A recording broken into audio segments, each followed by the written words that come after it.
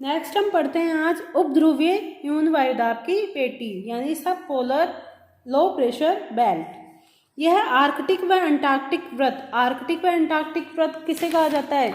जो 66.5 डिग्री उत्तरी अक्षांश है उसको आर्कटिक व्रत कहा जाता है, और जो 66.5 डिग्री दक्षिणी अक्षांश है उसको अंटार्कटिक व्रत के नाम से जाना जाता है। तो इनके आसपास जो लो प्रेशर न्यून वायुदाब की पेटियां पाई जाती है उसको उत्तरी अक्षांश में क्या कहा जाता है? उपध्रुवीय न्यून वायुदाब की पेटी, उपध्रुवीय न्यून वायुदाब की पेटी। तो दो उपध्रुवीय न्यून वायुदाब की पेटी पाई जाती है, इनका संबंध भी पृथ्वी की घूर्णन गति से होता है, इस कारण इसे भी गतिजन्य पेटी के नाम से जाना जाता है।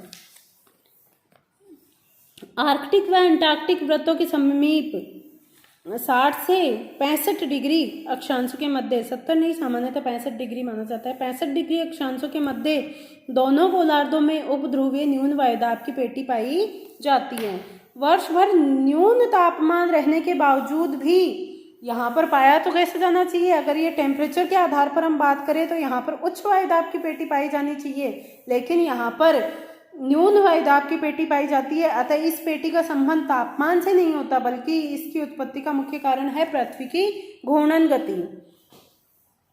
यहाँ न्यून वायुदाब पाए जाने का मुख्य कारण है पृथ्वी की घूर्णन गति के कारण वायु का ऊपर की ओर उठा दी जाती है, जिसके फलस्वरूप यहाँ पर न्यून वायुदाब का निर्माण हो जाता है। इस प्रकार यह यहाँ पर न्यून वायुदाब पाए जाने का मुख्य कारण पृथ्वी की घूर्णन गति है, अतः इसे भी गतिजन्य पेटी के नाम से जाना जाता है। यहाँ पर क्या होता है, जैसे कि पोलर से आने वाली पोलर पे हाई प्रेशर है, हाई प्रेशर के कारण ये भूमध्य रेखीय न्यून वायुदाब की पेटी की ओर जैसे ही हवाएं चलती है वैसे ही क्या होती है, उपध्रुवीय क्षेत्रों पर आते हुए इनका विसरण हो जाता है और ये ऊपर की ओर उठा दी जाती है।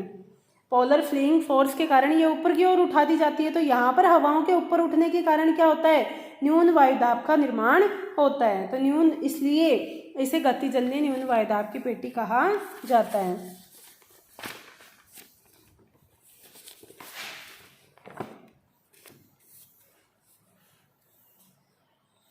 इस पेटी में उपोष्ण कटिबंधीय उच्च दाब व ध्रुवीय उच्च दाब क्षेत्र से आने वाली वायु आपस में टकराती है और ऊपर उठ जाती है।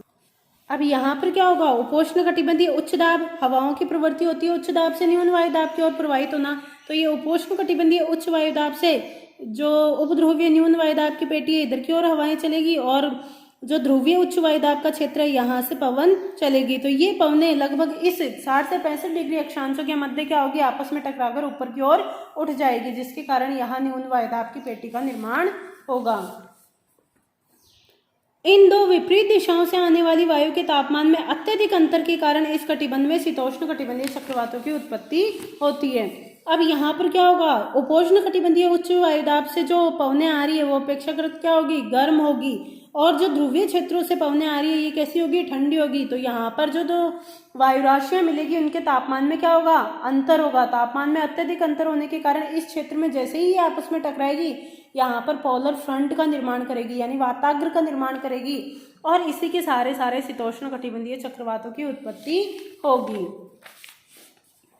दक्षिणी गोलार्ध में न्यून दाब की पेटी साल भर 60 से 70 डिग्री अक्षांशों के मध्य चारों ओर विस्तृत पाई जाती है, लेकिन उत्तरी गोलार्ध में स्थल खंडों की अधिकता के कारण इस पेटी की निरंतरता भंग हो जाती है। शीत ऋतु में केवल महासागरों के ऊपर ही, यानी यहाँ पर उत्तरी गोलार्ध में यह उपध्रुवीय न्यून वायुदाब की पेटी भी लगातार नहीं होती, बल्कि यह भी कोशों के रूप में विस्तृत होती है। केवल महासागरों के ऊपर ही शीत ऋतु में यह न्यून वायुदाब के केंद्र पाए जाते हैं, और इनमें से उत्तरी प्रशांत महासागर में एल्यूशियन न्यून वायुदाब का जो केंद्र है, और अटलांटिक महासागर में आइसलैंड का न्यून वायुदाब केंद्र विशेषतः उल्लेखनीय है। यानी शीत ऋतु में ये वायुदाब की पेटी क्या हो जाती है, वे पूरी तरह से भंग हो जाती है, और सिर्फ महासागरों के ऊपर ही इस पेटी का विस्तार पाया जाता है, जिसमें प्रशांत महासागर में इसे एल्यूशियन निम्न दाब के केंद्र के नाम से जाना जाता है, और अटलांटिक महासागर में इसे आइसलैंडिक लो के न्यून वायुदाब केंद्र के नाम से जाना जाता है। अब है ध्रुवीय उच्च वायुदाब की पेटी। क्योंकि ध्रुवीय क्षेत्रों पर इंसुलेशन की मात्रा न्यूनतम होती है, इसलिए न्यूनतम टेम्परेचर के कारण यहाँ पर हाई प्रेशर बेल्ट पाई जाती है।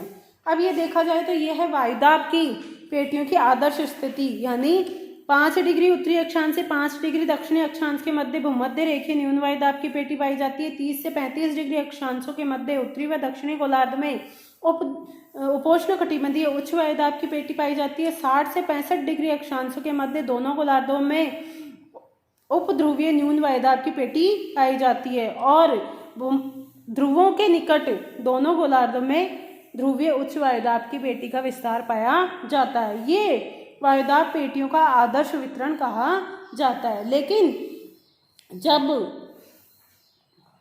मार्च के बाद 21 मार्च को सूर्य क्या होता है, भूमध्य रेखा पर लंबवत होता है। उसके बाद 21 जून को सूर्य कर्क रेखा पर लंबवत होता है। तो जब सूर्य कर्क रेखा पर लंबवत होता है तो सूर्य के उत्तरायण के साथ ही ये जो पेटियां हैं, वायुदाब पेटियां हैं, इनका भी उत्तर की ओर खिसकाव हो जाता है। यानी ये जो भूमध्य रेखीय न्यून वायुदाब की पेटी है ये भी लगभग 10 डिग्री उत्तरी अक्षांश तक खिसक जाती है। तो सभी वायुदाब पेटियों का खिसकाव हो जाता है। वैसे ही जब 22 दिसंबर को सूर्य मकर रेखा पर लंबवत होता है तो सभी वायुदाब की पेटियों का दक्षिण की ओर खिसकाव हो जाता है।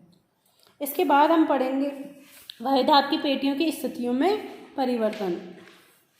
ग्लोब पर वायुदाब पेटियों का आदर्श वितरण प्रस्तुत किया गया है, परंतु यह स्थिति साल भर नहीं रहती। सूर्य के उत्तरायण के साथ ही ध्रुवीय उच्च वायुदाब पेटी के अलावा अन्य सभी वायुदाब पेटियां उत्तर की ओर खिसक जाती है। इसी प्रकार से सूर्य के दक्षिणायन के समय वायुदाब की सभी पेटियां दक्षिण की ओर खिसक जाती है। ये जो हमने वायुदाब पेटियों का वितरण पढ़ा, ये आदर्श स्थिति केवल 21 मार्च और 23 सितंबर को पाई जाती है, क्योंकि 21 मार्च और 23 सितंबर को जो सूर्य है वो विषुवत रेखा पर लंबवत पाया जाता है। इसलिए 21 मार्च और 23 सितंबर को वायुदाब पेटियों की आदर्श स्थिति का अध्ययन किया जाता है। इसे अब नेक्स्ट हम पढ़ेंगे पवन। पवन में हम